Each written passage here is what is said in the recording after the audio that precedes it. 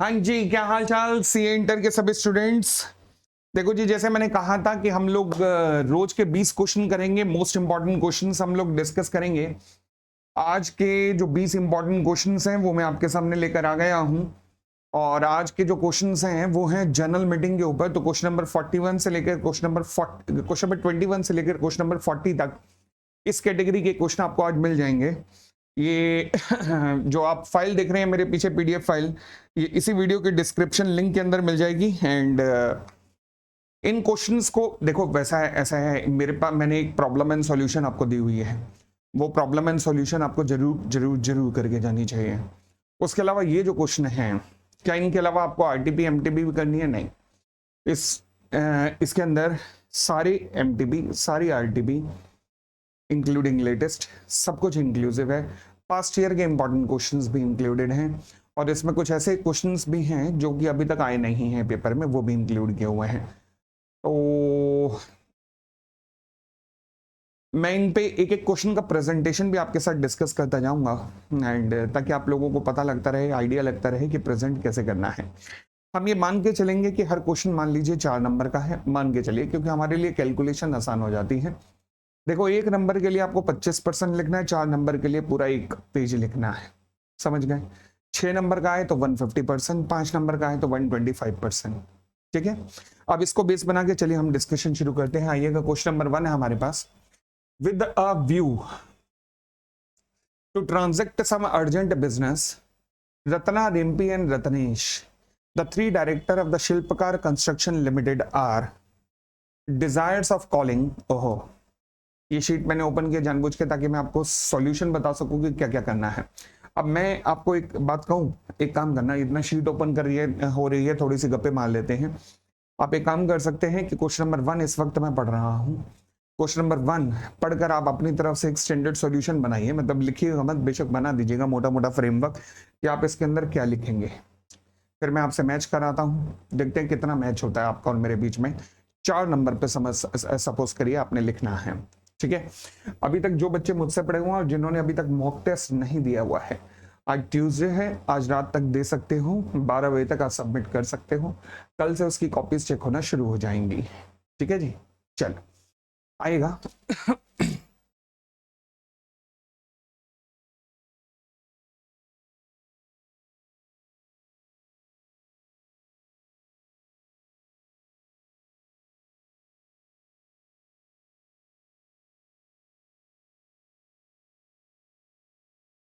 हाँ जी, question number 21 कहता है, with the view to transact some urgent business, Ratna, Rimpy and Ratnesh, the 3 director of the Shilpkar Construction Limited are desirous of calling a general meeting of the shareholder by giving a shorter notice than 21 clear days. अच्छा, shorter notice के ऊपर concept है।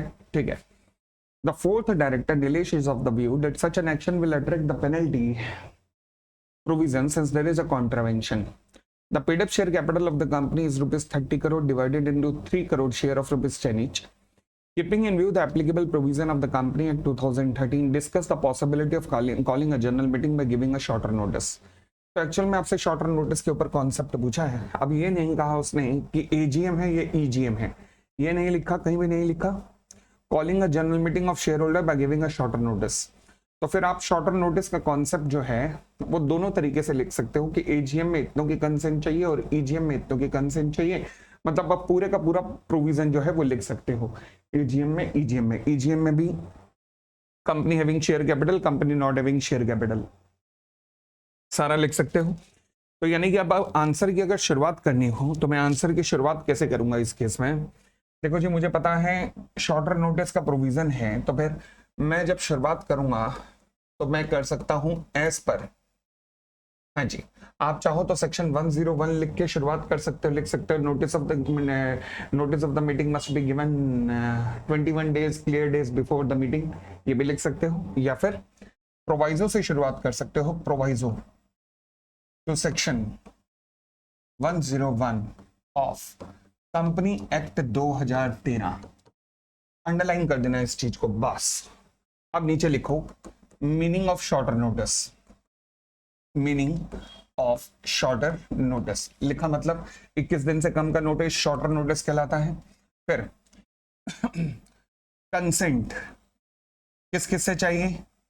हाँ जी, हमने कहा जी AGM के case में किससे कंसेंट चाहिए?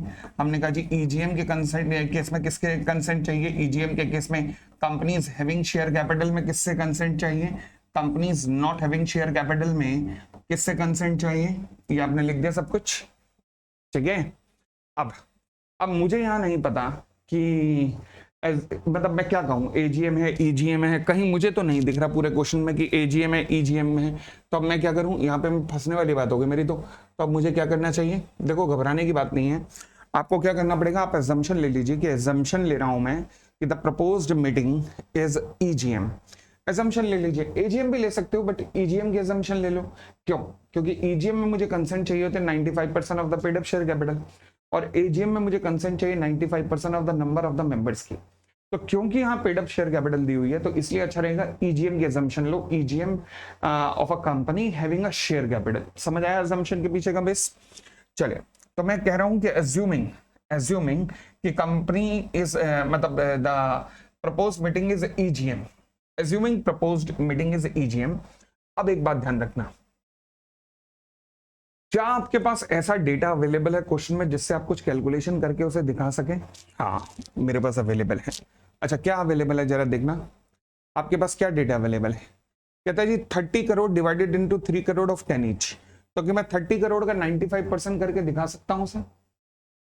भाई क्या मैं उसे 30 करोड़ का मतलब मैं उसे दिखा सकता हूं कि ले 28.5 करोड़ की मुझे कंसेंट चाहिए? यस। तो आप क्या करेंगे, पूरा प्रोविजन लिखने के बाद, ये आपने पूरा प्रोविजंस लिख दिया, ठीक है जी। फिर इन द गिवन केस, अब गिवन केस में क्या हुआ है ये आपने लिखना है। ध्यान रखना, गिवन केस में बार बार कह रहा हूं समाज सेवा होता है, इसका कोई मार्क्स नहीं होता, बट ये लिखना जरूरी है, 2 या 3 लाइन से ज्यादा मत लिखना। अब क्योंकि आपके पास डेटा अवेलेबल है जिससे आप कुछ कैलकुलेशन शो कर सकते हो, तो यहां लिखना analysis of given case.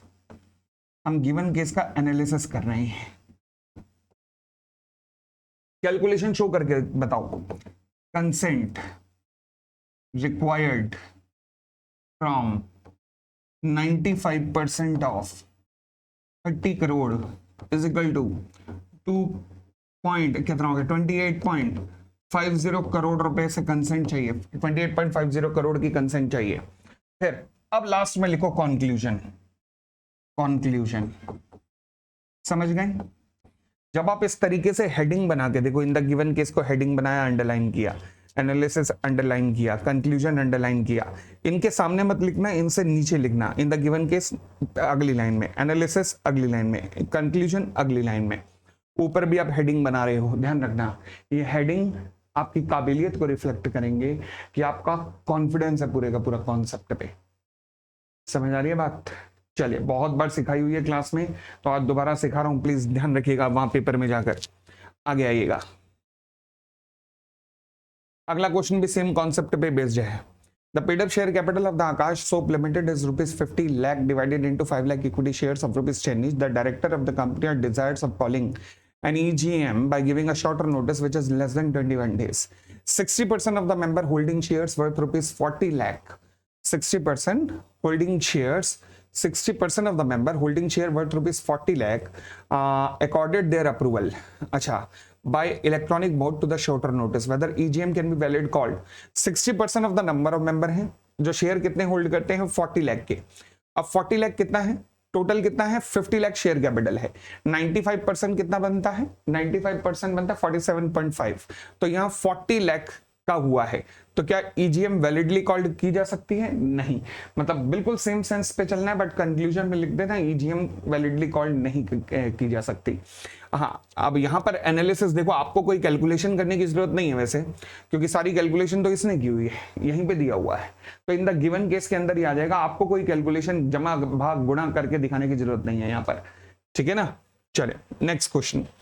Moonlight Limited held its AGM on 15th of September 2022. The meeting was presided over by Mr. Sriram, the chairperson of the company's board of directors. On September 17, 22, Mr. Sriram, the chairperson, without signing the minutes of the meeting, left India to look after his father who fell sick in the USA. Section 118 का question है, AGM है, ठीक है। Referring to the provision of the company act state the manner in which the minutes of the above meeting are to be signed. देखो जी, अब इस question का सॉल्यूशन अगर आपने करना हो तो कैसे करोगे? आपसे एजीएम के मिनट्स के बारे में पूछा है कि एजीएम के मिनट्स को साइन कैसे करते हैं, तो फिर आप लिखेंगे एज पर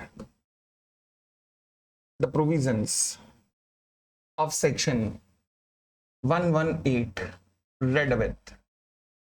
हाँ जी, मैं उम्मीद कर रहा हूं कि आपको रूल नंबर तो ध्यान नहीं होगा, बट शायद ये जरूर ध्यान होगा कि इन पे कौन से रूल्स लगते हैं। Companies management and administration rule पूरा लिखना प्लीज। 2014, अच्छा यहां पे गड़बड़ कर दी मैंने, सेक्शन 118 ऑफ कंपनी एक्ट 2013। लो जी, प्रॉपर अंडरलाइनिंग की। अब हेडिंग मिनट्स, नंबरिंग नहीं देनी, यहां पे गलती कराते हो 1 2 3, एक तरफ सेक्शन लिख रहे हो ऊपर से 1 2 3 लिख रहे हो, सब सेक्शन कंसीडर्ड हो जाएंगे।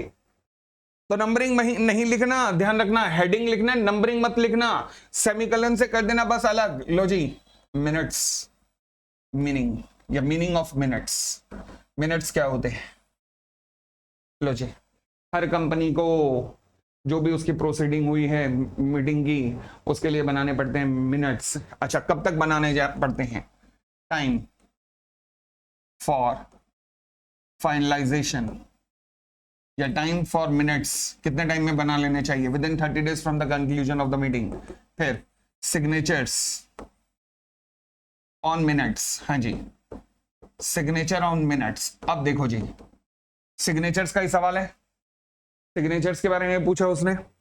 अच्छा, अब लेंथ भी मैनेज करनी है मुझे, तो लेंथ भी मैनेज करना है। 4 नंबर पे आ जाए तो ध्यान रखना कितनी लेंथ आपकी बन रही है। मिनट्स के बारे में बेशक 2-3 और पॉइंट भी लिखना चाहो तो लिख सकते हो, कोई दिक्कत नहीं है। सिग्नेचर्स के बारे में लिखना चाहो तो आप सिग्नेचर्स के बारे में क्या लिखोगे? बोर्ड मीटिंग के बारे में भी, सिग्नेचर्स के बारे में भी लिख सकते हो, जनरल मीटिंग के सिग्नेचर के बारे में भी लिख सकते हो, पोस्टल बैलेट के बारे में भी लिख सकते हो। वहां पे अब आपको आपकी लेंथ मैनेज करनी है। यहां पर मिनट्स के बारे में, मीनिंग ऑफ द मिनट्स के साथ में कुछ 1-2 और पॉइंट्स भी लिखना चाहते हो लिख सकते हो। मिनट्स के बारे में सेक्शन 118 में जो आपने लिखा हुआ है, ठीक है जी। फाइनलाइजेशन ऑफ मिनट्स के बारे में भी लिख सकते हो, with in 30 days from the conclusion of the meeting it shall B finalised. फिर सिग्नेचर के बारे में, क्योंकि जनरल मीटिंग के पूछे हैं तो एजीएम के बारे में लिखो तो ज्यादा अच्छा है, परंतु अगर 6-7 नंबर पे क्वेश्चन आ जाए, 6 नंबर पे आ जाए तो सारे लिख देना कि बोर्ड मीटिंग के मिनट्स कब तक साइन होने चाहिए, पोस्टल बैलेट के कब तक होने चाहिए और जनरल मीटिंग के कब तक हो जाने चाहिए। ये लिख दिया। In the given case conclusion, समझ गए? चले आगे बढ़ते हैं। मिस्टर क्रिश, अच्छा फिर फिलहाल इसका सॉल्यूशन में डिस्कस कर लेता हूं। क्या जरूरी है कि आपको मीटिंग का चेयरपर्सन अगर साइन ना कर पाया तो क्या होगा? तो बड़ी सीधी सी बात है कि बोर्ड ऑफ डायरेक्टर किसी डायरेक्टर को ऑथराइज करेंगे और चेयरपर्सन की जगह वो जो डायरेक्टर ऑथराइज किया जाएगा बोर्ड ऑफ डायरेक्टर की जगह बोर्ड ऑफ डायरेक्टर के द्वारा वो साइन करेगा, ठीक है? तो यानी कि कौन साइन करेगा? By any director authorise by the board of director in this respect. Conclusion जरूरी नहीं ये लाइन चिपकानी, अपनी लैंग्वेज में लिख सकते हो, मगर ये क्रक्स यही आना चाहिए। Question number 24, Krish, a shareholder of the ABC Limited has made a request to the company for providing a copy of the minutes book of the general meeting. His name is already entered in the register of member of the company. Whether Krish is entitled to receive a copy of the minutes book, explain the provisions of the company Act 2013। देखो जी ऐसा है। अब अगर तो ये question है 4 number पे, तो फिर मिनट्स का मतलब लिखना, मिनट्स कब तक कंक्लूड हो जाते हैं 30 days, ये लिखना। सिग्नेचर्स लिखने की जरूरत नहीं है, वो थोड़ा हम ड्रैग हो जाएंगे अलग तरफ। फिर एक्चुअल में तो क्वेश्चन पूछा सेक्शन 119 पे, तो सेक्शन 119 अब सेक्शन 119 पे आ जाएगा। सेक्शन 119 में सबसे पहली बात है इंस्पेक्शन ऑफ मिनट्स, वहां से शुरू करना। फिर कॉपीज के बारे में लिखा है कि अगर कोई भी मेंबर कॉपी मांगे तो क्या कंपनी लायबल है? Yes, with in 7 days company को भेजनी पड़ती है कॉपी। यस, ये जो 7 days का कॉन्सेप्ट है ना, यही तो आपका मेन लाइन है, तो ध्यान रखना है, इसको अंडरलाइन करना मत भूलना। Within 7 working days after he has made a request in this behalf to the company, ठीक है जी। फिर गिवन केस, फिर कंक्लूजन। 3 नंबर पे आ जाए तो फिर मिनट्स का मतलब बताना, कब कंक्लूड हो गए नहीं बताने की जरूरत। फिर इंस्पेक्शन के बारे में बताने की जरूरत नहीं है। फिर विद इन 7 days वाली लाइन लिख देना, ठीक है। तो अपने हिसाब से आपको वहां पर ना अपने आप को चेंज करना पड़ेगा, ध्यान रखना, फ्लेक्सिबल रखना अपने आप को, रिजिड होके मत चलना, ठीक है। चलिए क्वेश्चन का अच्छा, एक और मैं मंत्र हमेशा बताता हूं, प्लीज ध्यान रखना, उसको गलती से भूलना मत। एमसीक्यू 30 नंबर पे है, 30 नंबर के लिए है, आपके पास करने के लिए मैक्सिमम 40 या मान के चलता हूं 45 मिनट है, बस इससे ऊपर नहीं है, ध्यान रखना। अब आपके पास 45 मिनट हैं एमसीक्यू सॉल्व करने के लिए, यानी कि हर एमसीक्यू सॉल्व करने के लिए आपके पास 1.5 मिनट है, 1.5 मिनट में आपने सॉल्व करने हैं। फिर अब 30 नंबर का आपका 45 मिनट हो गए, अब आपके पास बचे हैं 2 घंटे 15 मिनट, 135 मिनट। आपको सॉल्व कितना करना है? 70 नंबर, 70 नंबर सॉल्व करना है 135 मिनट, मतलब एवरेज अराउंड 2 मिनट या 2 मिनट से कम अब आपके पास बचा है। तो ध्यान रखना, एक नंबर पे इतना मत लिखें, जो भी आपने एमसीक्यू में टाइम बचाया वो आपका प्लस है। शुरुआत एमसीक्यू से करेंगे, सॉल्यूशन की मतलब जब क्वेश्चन पेपर करना शुरू करेंगे तो एमसीक्यू से करेंगे। जो टाइम बच गया एमसीक्यू पे वो आपका बेनिफिट है एक तरीके का, ठीक है। तो हमेशा हमेशा आपने क्या करना है, एमसीक्यू पे कोशिश करना जितना टाइम बच सके उतना बाकी चीजों पे लग जाए। और एक नंबर के लिए 2 मिनट है, एवरेज अराउंड एक नंबर के लिए 2 मिनट है, बस इसका ध्यान रख के चलना। इससे ऊपर मत लिखने बैठ जाना, किसी भी आंसर को इससे ऊपर मत लिखने बैठना। घड़ी सामने रखना, एक नंबर 2 मिनट, एक नंबर 2 मिनट, बस ये मंत्र बना लेना, ठीक है। आगे बढ़ते हैं, हाँ जी। Question number 25, question number 25, Kavita limited scheduled its AGM to be held on 11th of March 2020 at 11 AM. The company has 900 members on, यानी कि 900 मेंबर का मतलब है 5 मेंबर पर्सनली प्रेजेंट होने चाहिए। On 11th of March 2020 the following persons were present by 11:30 AM। 11:30 हो गए थे। कौन कौन आया है? P1 P2 P3, ये शेयर होल्डर हैं, तो कितने मान लिए गए? 3 मान लिए गए। अच्छा, फिर उसके बाद शेयर होल्डर है P4 रिप्रेजेंटिंग एबीसी लिमिटेड, ये भी एक मान लिया गया क्योंकि रिप्रेजेंटेटिव है। अच्छा, P5 रिप्रेजेंटिंग डीएफ लिमिटेड, ये भी एक मान लिया गया, हो गए 5। P6 and P7 are the proxies of the share holder, ये नहीं माने जाएंगे। Examine with reference to the relevant provision of the company act 2013 whether the quorum was present in the meeting. अब यहाँ पे देखो कि आपके पास लिखने के लिए इतना कुछ है, इतना कुछ है, मैं कह रहा हूँ पेन थक जाना चाहिए, मगर हमें कंट्रोल करना है अपने आप को। अच्छा सर, कैसे? बहुत कुछ है हमारे पास, मैं आपको 1 मिनट देता हूँ, मुझे पॉज कर दो यहीं पर और सोचना आपके पास क्या क्या लिखने के लिए है। क्वेश्चन कितने नंबर का? 5 नंबर का, 5 नंबर मान के चलो, यानी कि 125% ऑफ द पेज। सोचो जी, 125% ऑफ द पेज में क्या क्या लिखोगे?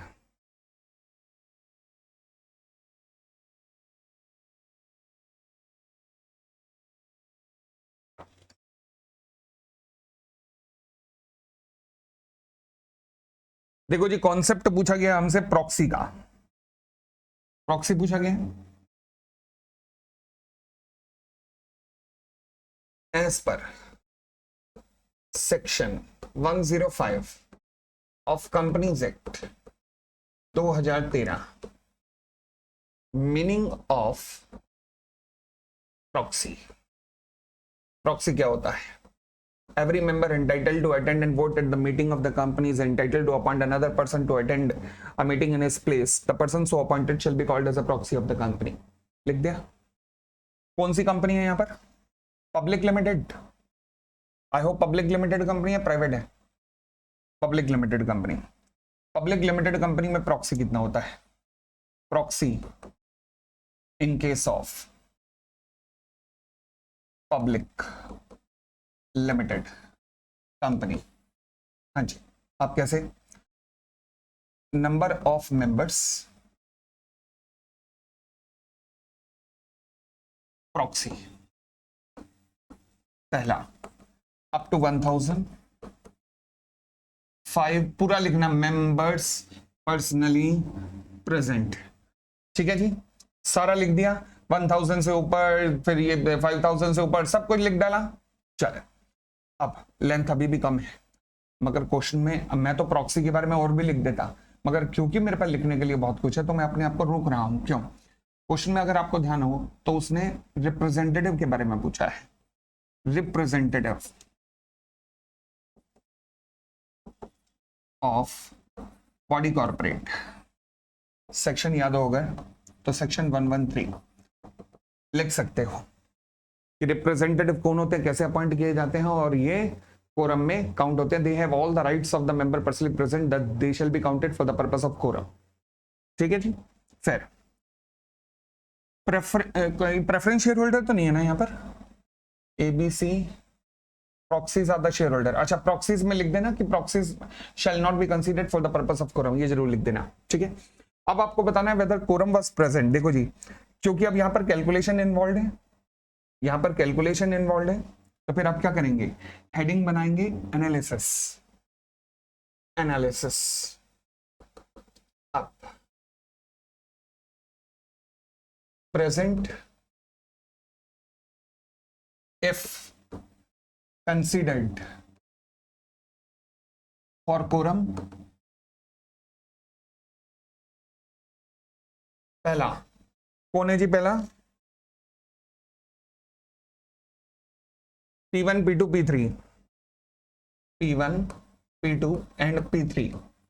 यस, कितने हो गए? 3। सेकंड फिर कौन है जी? P4 और फिर कौन है? P5। एक एक ये हो गए। P4 yes 1, P5 yes 1। फिर आगे कौन है? P6 and P7, P6 and P7, P7 no निल 5। ये आपका एनालिसिस कंप्लीट हुआ। फिर कंक्लूजन, कंक्लूजन में लिखेगा based on the above provision and analysis we may conclude that quorum is present. समझ गए? इसके दो पार्ट्स थे। What will be our answer if the P4 representing ABC limited reached in the meeting after 11:30 AM। भाई साहब वो 11:30 बजे के बाद आया है, तो 11:30 बजे तो कोरम डिक्लेयर हो चुकी होगी कि नहीं है, तो वो तो एब्सेंस ऑफ कोरम हो गया होगा। तो लिखना है कि 11:30 बजे तो एब्सेंस ऑफ कोरम डिक्लेयर हो जाएगा, तो बस खत्म हो गई बात, फिर उसके आने का कोई फायदा ही नहीं है क्योंकि मीटिंग एडजर्न हो जाएगी। ठीक है, अगला क्वेश्चन फिर प्रॉक्सी के ऊपर है। PQ limited is a public company. अच्छा, जब अगला क्वेश्चन देखो यहां पे आया ना, पार्ट 2 आया, सेकंड पार्ट आया, what will be our answer, तो यहां पर इसको सेकंड पार्ट को लिखेगा, कैसे लिखेंगे? Situation number 2 where P4 reaches, one liner दे देना इसके लिए, फिर इसका कंक्लूजन लिखना, क्योंकि अब इसमें प्रोविजन लिखने की तो जरूरत नहीं है, प्रोविजन तो ऊपर वाले प्रोविजन पे ही बेस्ड है ना। समझ गए? चलिए अब आगे बढ़ते हैं। PQ Limited is a public limited company having its registered office in Mumbai. It has 3680 members. The company sent notice to all its members for its AGM to be held on 2nd of September 2019, Monday at 11 AM at its registered office. On the day of the meeting, there were only 12 members. 3680 यानी कि member कितने होने चाहिए? 15 member personally present होने चाहिए, 12 है। अच्छा, 11:30 बजे तक आपके 12 ही मेंबर आए थे। The chairperson adjourn the meeting to the same day in the next week at the same time and place. On the day of the adjourn meeting only 10 members were present. कोई दिक्कत नहीं है, बस बात बन गई, क्यों? क्योंकि एडजर्न मीटिंग में जितने आए हैं वही कोरम है। The chairperson initiated the meeting after 11:30 AM। कोई दिक्कत नहीं, आधा घंटा वेट किया मीटिंग का उसने, कोरम का। And pass the resolution after discussion as per the agenda of the meeting given in the notice. Comment whether the AGM conducted after the adjournment is valid or not as per the provision of 103 by explaining the relevant provision. What would be your answer in the above case if the PQ Limited is a private limited company? दो situation है देखो।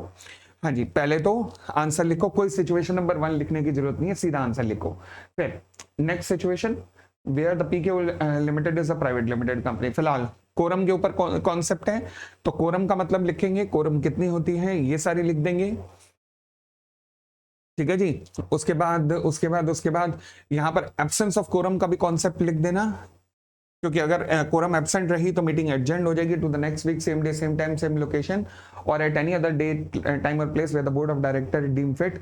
Notice of 3 days shall be given. लिखने के लिए बहुत कुछ है, पर लाइंस तोड़ते जाना, सेमीकोलन से नंबरिंग नहीं करनी। ठीक है। सिचुएशन नंबर 2, अगर PQR प्राइवेट लिमिटेड कंपनी होती तो दिक्कत क्या थी? वो तो 2 मेंबर होते हैं उसके लिए, तो बिल्कुल कोई दिक्कत नहीं थी, फिर तो हो सकता था, आराम से हो जाती। ठीक है।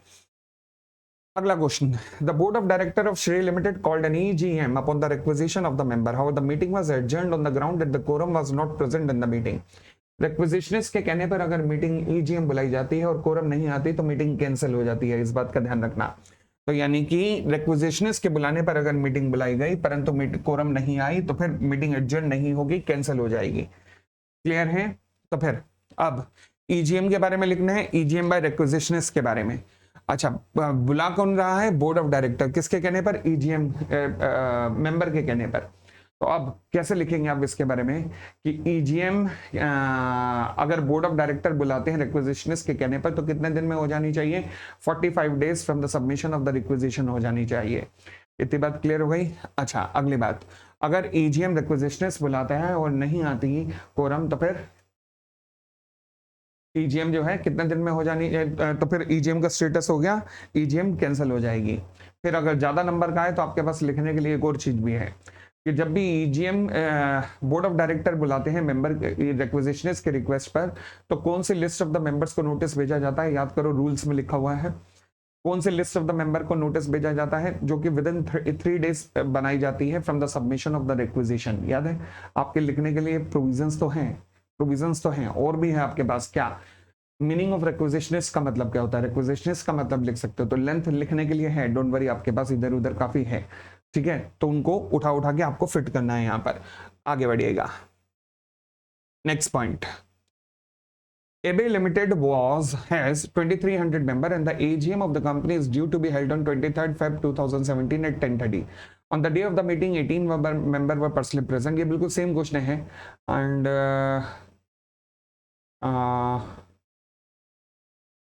अच्छा, ये थोड़ा सा अलग है, रुको रुको।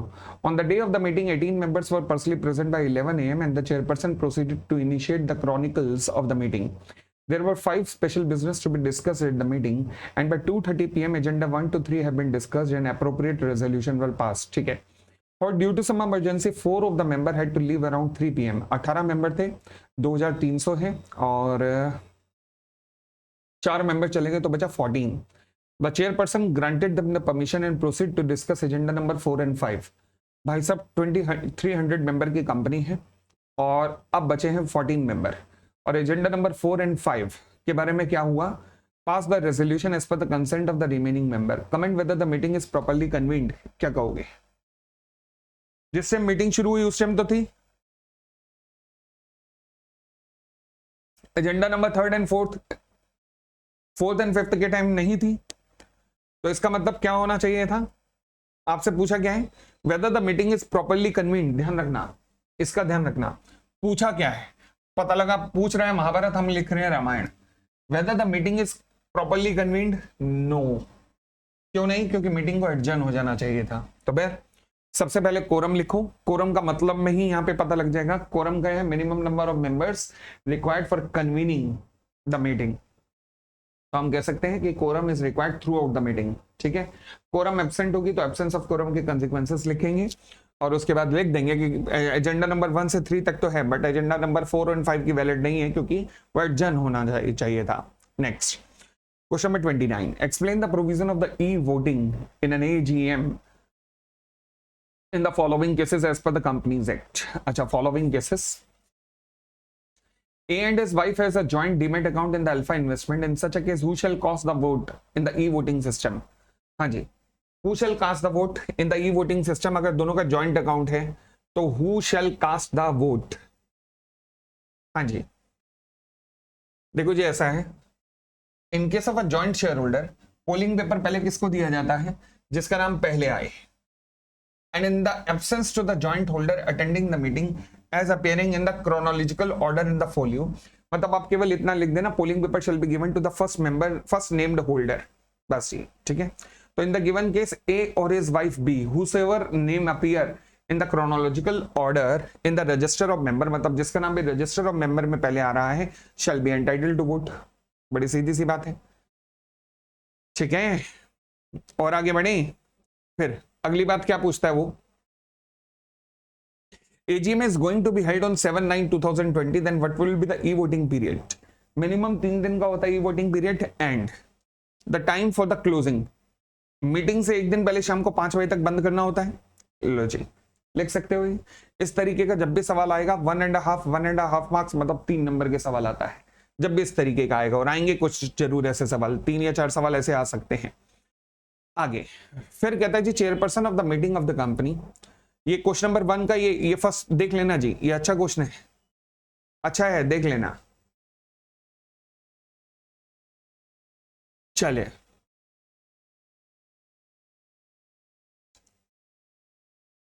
ये हमने कहा किया होगा, जो हमने रोल है ना स्क्रूटिनाइजर का, सेक्शन 109 के अंदर वहां लिखा होगा, ये कॉपीज में देख लेना।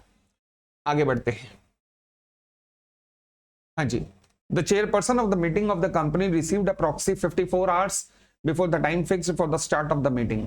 कब तक जमा करना होता है? 48 आवर्स पहले। तो आपने 54 आवर्स पहले जमा किया है, अच्छा किया है, कोई दिक्कत नहीं। He refuse to accept the proxy on the ground that article of the company provide that the proxy must be filed 60 hours before the start of the meeting. गलत है, आर्टिकल का प्रोविजन गलत है। शुरुआत कैसे करोगे? मीनिंग ऑफ द प्रॉक्सी, ठीक है जी, मीनिंग ऑफ प्रॉक्सी। उसके बाद प्रॉक्सी फॉर्म किसमें होता है? MGT 14 के अंदर। कब तक सबमिट करना पड़ता है? 48 hours before the start of commencement of the meeting. फिर क्या आर्टिकल इस टाइम लिमिट को बढ़ा सकता है? नहीं। घटा सकता है? यस, घटा सकता है। तो फिर गिवन केस और कंक्लूजन, ये जो आर्टिकल ने लिखा है ये इनवैलिड है, एंड द कंपनी, और लिखा है whether the proxy holder can compel the chairperson to admit the proxy. ध्यान रखना, yes, the proxy holder can compel the chairperson to admit the proxy. Conclusion में, ठीक है जी, आगे बढ़िएगा। Question number 30A, MH company limited served a notice of the general meeting upon its share holder. ये अच्छा क्वेश्चन है, ध्यान रखना। The notice stated that the issue of the sweat equity share would be considered as such notice. Mr. A, a shareholder of the MH Company Limited, complained that the issue of the sweat equity share was not specified fully in the notice. Is the notice issued by the MH Company Limited regarding the issue of the sweat equity share valid according to the provisions? हाँ जी, section 102 special business है, explanatory statement जानी चाहिए थी। Meaning of explanatory statement, explanatory statement content पूरा का पूरा लिख दो। फिर सेकंड पॉइंट पे क्वेश्चन है कि जब भी एक्सप्लेनेटरी स्टेटमेंट जाएगी तो उसके अंदर कंटेन होना चाहिए all such fact which may enable the member to understand the meaning, scope, implication of the proposed agenda and also assist him to take the decision thereon। ये इस पॉइंट पे है, सेकंड पॉइंट पे। तो ध्यान रखना, क्या ये नोटिस वैलिड है? नहीं, वैलिड नहीं है। क्यों? क्योंकि इसके अंदर पूरी डिटेल आनी चाहिए थी। सेक्शन 102 आपने पालन नहीं किया है, पूरा 102 चिपका गया ना फुर्सत के वालों में, समझ गए? चलिए 30B, Benson Limited issued a notice with the agenda for 9 business to be transacted in the AGM. 2 business were regarding the appointment of Sahu and Pranav as a director. अच्छा, the chairperson decided to move the resolution for all the 9 business together to save the time of the members present, examine the validity of the resolution। पहली बार हमने कहीं पे रुकावट देखी है कि एक साथ सारे रेजोल्यूशन मूव नहीं हो सकते? कहीं रुकावट नहीं है, केवल एक जगह को छोड़कर। अच्छा, वो जगह कौन सी है जहां पर रुकावट है? वो है सेक्शन 162। सेक्शन 162 के अंदर लिखा है कि कंपनी डायरेक्टर्स का अपॉइंटमेंट सिंगल रेजोल्यूशन के थ्रू अगर करना चाहती है तो उसके लिए कुछ फॉर्मेलिटी पूरी करनी पड़ती है। फॉर्मेलिटी क्या? कि कंपनी को पहले मेंबर्स से कंसेंट लेनी पड़ती है इस तरीके के रेजोल्यूशन को मूव करने की, और एक मेंबर से इस तरीके की कंसेंट लेनी चाहिए कि एक भी वोट अगेंस्ट पे न डाले। तो सबसे पहले मेंबर से कंसेंट लेंगे कि क्या मेंबर हम सिंगल रेजोल्यूशन से एक से ज्यादा डायरेक्टर को अपॉइंट कर लें। अगर एक भी वोट अगेंस्ट में डाला तो आप स्टेप नंबर 2 पे नहीं जा सकते। फिर अगर मेंबर अगर मान लीजिए कंसेंट दे देते हैं, कोई भी वोट अगेंस्ट में नहीं डाला, तब आप ऑर्डिनरी रेजोल्यूशन प्रपोज कर सकते हो डायरेक्टर के अपॉइंटमेंट के लिए। पूरे लॉ में केवल एक जगह लिखा है बस ये बात, ठीक है जी, बाकी कहीं नहीं लिखा। तो इसका मतलब क्या है? इसका मतलब ये है कि as a general practice to avoid any confusion, resolution are generally moved separately, normally separately move किए जाते हैं, बट कोई रेस्ट्रिक्शन नहीं है in the company act stating if the chairperson of the meeting desired that 2 और more resolution should be moved together. ठीक है जी, बस एक जगह को छोड़कर। The only occasion where the law specifically require a resolution to be moved separately is relating to the appointment of director at the general meeting। ये 162 में है, जो कि आपके सिलेबस में नहीं है। आना तो नहीं चाहिए ये कॉन्सेप्ट, बट फिर भी of a public company or private company where two or more director cannot be appointed as by a single resolution. ठीक है ना? अब ये उतनी डेप्थ में नहीं गया कि आपको पहले मेंबर से अप्रूवल लेनी चाहिए, फिर स्टेप नंबर 2 पे आओगे। इसने बस यही कहा कि डायरेक्टर का अपॉइंटमेंट के लिए आप सिंगल रेजोल्यूशन मूव नहीं कर सकते। तो इसका मतलब यहां पर चेयरपर्सन डिसाइड करना चाहता है कि भैया appointment of Sahu and Pranab single resolution वो नहीं हो सकता, इन दोनों को छोड़ के कोई भी हो सकता है। यस, ठीक है, इस क्वेश्चन को मार्क कर लेना, एक बार दोबारा जाके देखना है आपने। आगे, Luxy Hairstyles Private Limited allotted 500 shares in the name of Joy's daughter, Mila, who is 4 years old, and Mr. Joy, the director of the company, has approached you to advise him on the entries to be made in the register of member, since Mila is incompetent to contract in her capacity. अब ध्यान रखना, अगर मान लीजिए कोई member जिसकी capacity to contract नहीं है, क्या उसका नाम रजिस्टर ऑफ मेंबर जो कि MGT 1 के अंदर मेंटेन होता है आ सकता है? नहीं।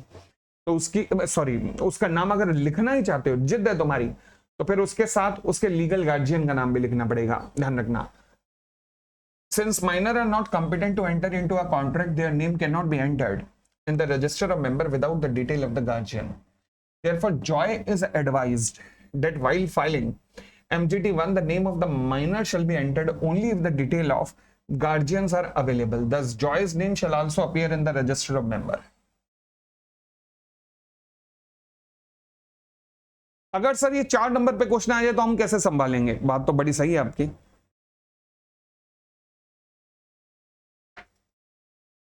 अगर ये 4 नंबर पे आ जाए तो आपके पास लिखने के लिए फिर है सेक्शन 2 क्लॉज 55 के अंदर मेंबर की डेफिनेशन, कि मेंबर कौन होते हैं उसका मतलब लिखना पड़ेगा। मेंबर कौन होते हैं? सब्सक्राइब किया है जिन्होंने, वो मेंबर होते हैं जब उनको शेयर अलॉट हो जाते हैं, जब उनका नाम रजिस्टर ऑफ मेंबर में लिखा जाता है इनकॉर्पोरेशन के बाद।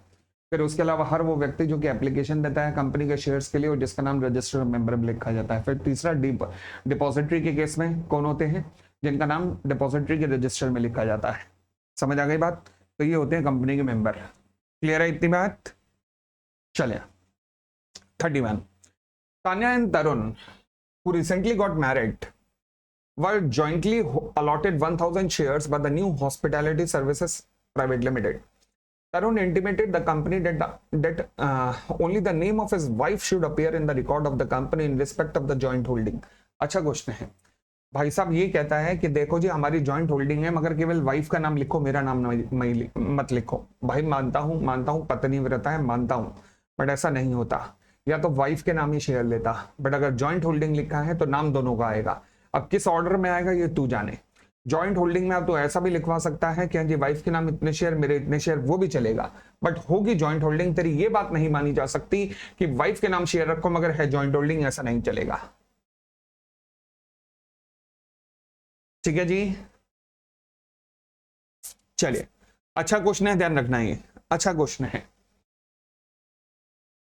आगे बढ़ते हैं, जो क्वेश्चन अच्छे कहते जा रहा हूं मार्क करते जाना, वो सेकंड राउंड में जरूर देखना, और इसके अलावा जिन क्वेश्चनों पे आप अटक रहे हो वो भी जरूर देखना। Big Fox Private Limited called its AGM on 30th September 2016 for laying down the financial statement for approval of its shareholder for the financial year ended 31st of March 2016. Or due to the want of the quorum, the meeting could not take place and was cancelled. Sure. The company has not filed the annual financial statement or the annual return for the year ended 31st March 2016. Now financial statement filed in annual return. Okay. With the ROC till date, the director is of the view that since the AGM did not take place, the period of 60 days for filing of the annual return is not applicable and thus there is no contravention of 92 ऐसे की तैसी गिरा। Section 92 सबसे पहले annual return कब तक file करनी होती है लिखा।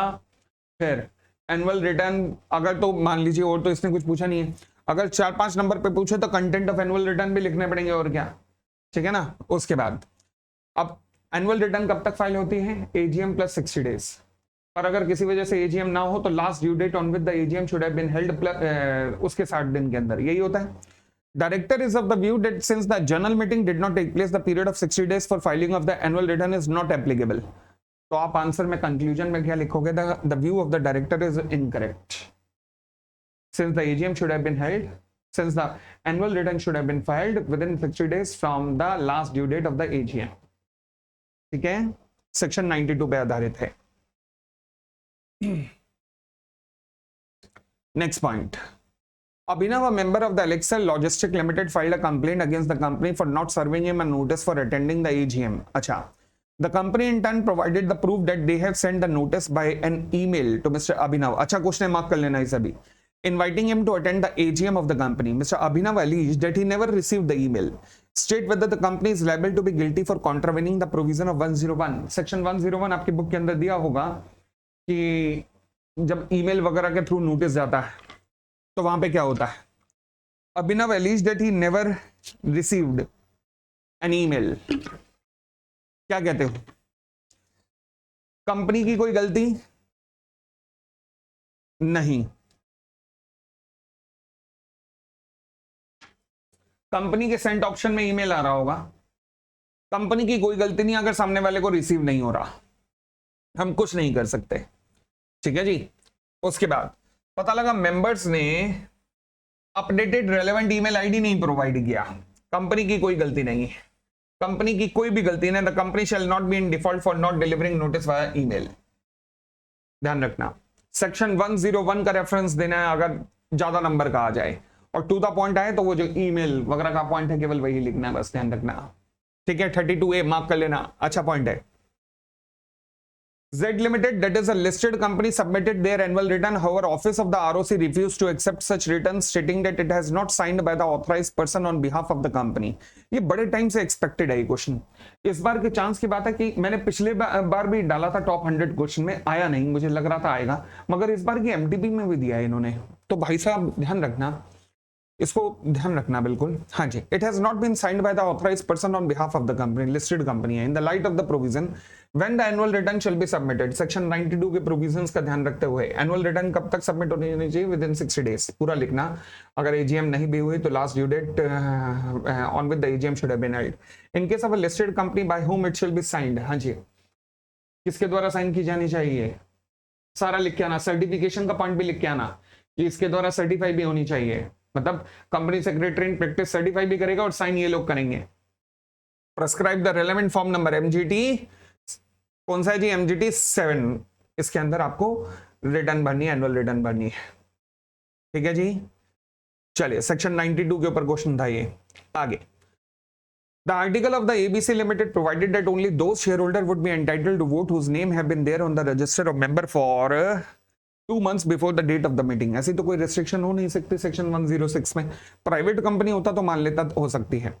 X, a member of the ABC Limited, was holding 200 equity share of the company. X transferred his share to Y before 1 month on the date on which the meeting was due. The name of the Y could not be entered in the register of member as the application of transfer of share were pending.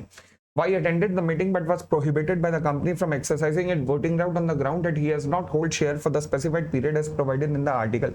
State whether Y can exercise his voting right in the meeting. State also the ground upon which Y may be excluded from exercising its voting right in the meeting of the shareholder. Section 106 पूरे का पूरा चिपका के आना है, उसके basis पे conclusion करना है. सेक्शन 106 क्या कहता है? वोटिंग राइट कितनी सिचुएशन में रोका जा सकता है? सबसे इंपॉर्टेंट पॉइंट क्या है? वोटिंग राइट केवल तभी रोका जा सकता है इफ आर्टिकल सो ऑथराइज. ध्यान रखना, ये सबसे कीवर्ड है.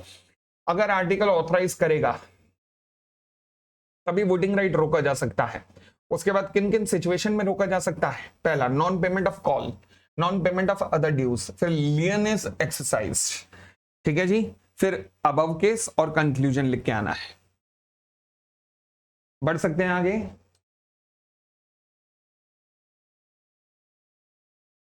Next point 35. Suppose Mr. Subramaniam and Mrs. Sneha are joint shareholder of the Sports Equipment Private Limited holding 500 equity shares. In respect of the particular special business being transacted at the EGM of the company, Mr. Subramaniam is in favor of passing the resolution whereas Mrs. Sneha does not favor the resolution. Decide how the resolution vote shall be casted. अच्छा point है भाई, mark कर लेना इसे भी. Joint share holding है. Joint share holding में vote किसका माना जाएगा? सीनियोरिटी के बेसिस पर. जिसका नाम पहले आता है उसका वोट माना जाता है. ठीक है जी. तो देख लेना. The voting in the case of joint shareholder is done on the basis of seniority which is determined on the basis of the order in which the name appear in the register of member. The joint holder have a right to instruct the company as to the order in which their name shall appear. आप बता सकते हो in the register of member. Accordingly, in the case of Mr. Subramaniam and Mrs. Sneha, it is to be seen as to whose name appear in the register of member and तब decision लिया जाएगा। समझ गए? Next, Dev Limited issued a notice for holding of its AGM on 7th of November 2005. The notice was posted to the member on 16 October 2005. Some member of the company alleged that the company had not complied with the provision of the Company Act 2013 with regard to the period of notice. जरा देखना।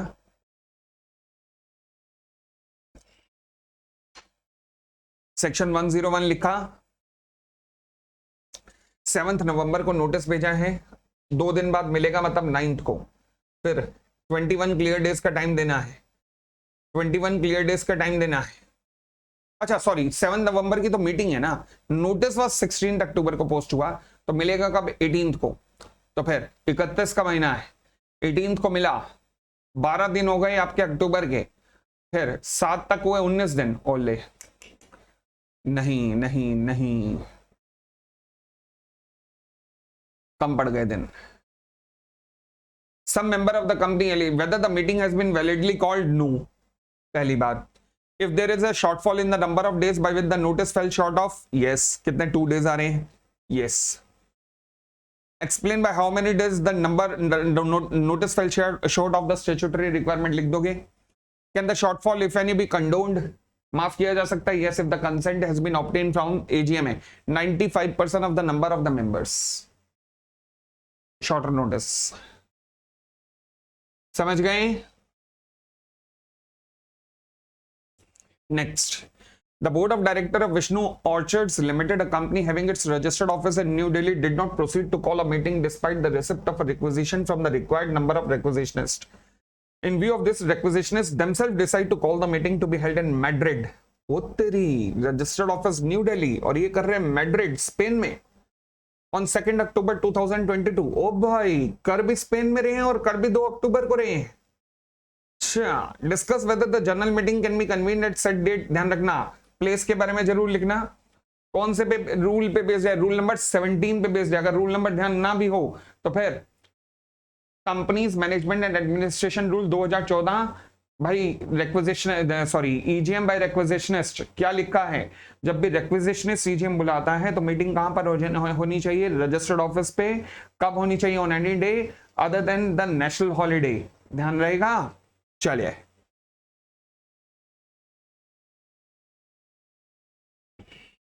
आगे, question number 38। In a general meeting of the Alpha Limited, the chairperson directed to exclude certain transaction detrimental to the interest of the company from the minutes. Mukesh, a shareholder, contended that the minutes of the meeting must contain the fair and correct summary of the proceeding thereat. Decide whether the contention of Mukesh is maintainable. नहीं, गलत है। क्यों? सबसे पहले minutes का मतलब लिखा, फिर मिनट्स के अंदर याद हो अगर आपको हो तो फिर कोई भी मैटर ऐसा हटाया जा सकता है which in the opinion of the chairman is detrimental to the interest of the company, फिर कंपनी के लिए हार्मफुल हो सकता है, फिर कंपनी की बदनामी कर सकता है, ठीक है ना। बट चेयरपर्सन की यहां पर पावर एब्सोल्यूट पावर है, तो मुकेश पंगे नहीं ले सकता उस पावर से। 39. The EGM of the company Purple Banana Private Limited was due to be held on 23rd of September 2016. However, due to the want of the quorum, the meeting was adjourned to the later date on 1st of October 2016 and 2 resolutions were passed on that date. ओए रुक जा। EGM Purple Banana Private Limited was due to be held on 23rd September. Due to the want of quorum, meeting was adjourned. अच्छा, on 1st of October, 23rd September की meeting 1st October को ही, ठीक है। And the 2 resolutions were passed on that day. What would be the date of passing of resolution? 116. Section 116 क्या कहता है? जिस दिन रेजोल्यूशन पास हुए वही डेट मानी जाएगी, कोई अर्लियर डेट नहीं मानी जाएगी।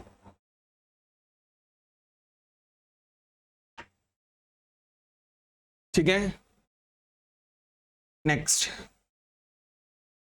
Emma gifted the share purchased by her of the company Bio-Optics Limited to her sister Cathay. Emma had purchased this share on the occasion of her birthday in the Feb 2017. However, neither Emma nor Cathay were aware that they had to intimate about the transaction of transfer of share as a gift to the company. हैं? हमने तो नहीं पढ़ा। Gift हो गया है, ठीक है, गिफ्ट हो गया, मगर कंपनी को इंटीमेट कैसे करना है? मतलब अच्छा, कंपनी से शेयर सर्टिफिकेट लोगे, ठीक है। Discuss same in the light of the provision of section 89। ले भाई, कंपनी को समझ गया कि गिफ्ट आएगा तो आप ठीक है कंपनी को शेयर सर्टिफिकेट लोगे, कंपनी को ये एप्लीकेशन देके कि हाँ जी कंपनी में मेरे नाम पे शेयर सर्टिफिकेट दे दो, ये समझ आया। बट सेक्शन 89 के रेफरेंस में बताना है तो सेक्शन 89 तो बेनिफिशियल ओनर का है, और गिफ्ट के केस में बेनिफिशियल ओनर कहां लगता है? हाँ तो दो ओनर है, रजिस्टर्ड ओनर, बेनिफिशियल ओनर। तो गिफ्ट का मतलब है कि मैंने ये चीज उठा के दे दी, अब मेरे पास नहीं है, तो सेक्शन 89 तो वहां लगता ही नहीं है। तो सेक्शन 89 का पूरा प्रोविजंस लिख सकते हो, form number MGT4 MGT5 include करके सारा लिख सकते हो, फिर लिख सकते हो कि 89 इस सिचुएशन में नहीं लिखता, क्योंकि गिफ्ट के केस में तो सामने वाले की प्रॉपर्टी बन गई है, तो बेनिफिशियल ओनरशिप के शेयर यहां का कॉन्सेप्ट यहां पर नहीं लगता है। क्वेश्चन नंबर 40, विशाल काय क्वेश्चन। मजबूत cement limited is known for its hassle-free and some building solutions. Its unique product, tailor-made for the Indian climate condition and sustainable operation, MCL was incorporated in July 2000 with an authorized capital of 1,000 crore. According to the financial statement, as on 31st of March 2023, the paid-up share capital was rupees 600 crore and free reserves were 650 crore. अच्छा, जब भी ऐसे बड़े बड़े question आए ना, हो सके तो पेंसिल से मार्क कर लिया करो फिगर्स, कहीं पता लगा ढूंढते ही रह जाए। Registered office of the company was situated in New Delhi, but around 15% of the total member were resident of Faridabad, Haryana. Okay, समझ गए ना कहां पे जा रहा क्वेश्चन? सेक्शन 88 पे। The company want to place its register of member at its branch office in Faridabad. ठीक जा रहा है, SR पास करना पड़ेगा। MCL is planning to expand its existence throughout the country. Okay, MCL ये मजबूत cement. For this purpose, company has taken 200 crore term loan and 125 crore of working capital loan from the bank on 18th of June 2023. Charge was created on all the asset of the company on that day for above loan of 325 crore, but the company failed to register the charge with the registrar of company within the prescribed time limit. कब लिया था loan? 18 जून को। अच्छा, the registrar granted a grace period of further 30 days to the MCL in respect of the application filed by it for the same, or still is failed to register the charge within the grace period. Finally, the application for registration of charge was furnished on 18th August 2023. बाप रे, 18 जून, 30 दिन, जुलाई, फिर अगस्त file हो सकती है, कोई दिक्कत नहीं। ठीक है जी, डेट्स की कैलकुलेशन ध्यान रखना, डेट्स की कैलकुलेशन आ रही है यहां पर, तो कैलकुलेशन ऑफ डेट्स भी ध्यान रखनी है अब आपको। आगे शायद 1-2 दिन का ही फर्क बैठ रहा है, मुझे लग रहा है 17 अक्टूबर या 18 अगस्त को शायद 60 दिन खत्म हो रहे हैं वो एडिशनल ड्यूटी वाले, एडिशनल चार्जेस वाले। अब तीसरा देखिएगा, MCL want to convene its 23rd AGM on 10th of September 2023 at the registered office of the company. Notice for the same was served on 22nd of August 2023. 78% of the member have given their consent to convene the EGM at the shorter notice due to urgent need of the fund for the expansion plan with reference to the provision of the Company Act. बाप रे, company want to maintain its register at the Faridabad. Advise whether the decision of the company is valid. ध्यान रखना, 3 question पूछ रहा है, तीनों अलग अलग कॉन्सेप्ट पे। सबसे पहले आंसर लिखते हुए, सबसे पहले पहला, company want to maintain its registered office at Faridabad, लिखा as per the provision of section 88 of the companies act 2013, लिख लो जी। रजिस्टर्ड ऑफिस पे ही मेंटेन होना चाहिए, बट स्पेशल रेजोल्यूशन पास हो जाए तो कंपनी कहां पर मेंटेन कर सकती है? कहीं पर भी मेंटेन कर सकती है, यहाँ पर 1/10 of the total number of the member जो कि रिजाइड करते हैं वहां रहते हूं। ठीक है जी।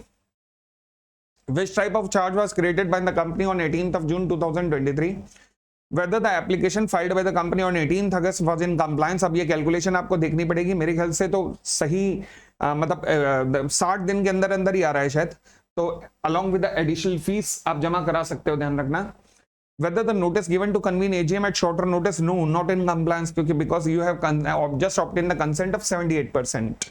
डेज की कैलकुलेशन का ध्यान रखना, सेकंड में डेज की कैलकुलेशन है और किसी में कैलकुलेशन नहीं है, सेकंड में डेज की कैलकुलेशन है, तो एनालिसिस जरूर दिखाना, एनालिसिस में दिखाना कैसे, प्रॉपर ध्यान रखना, एनालिसिस कैसे दिखाओगे, कहां गया कहां गया कहां गया कहां गया, ये देखिएगा,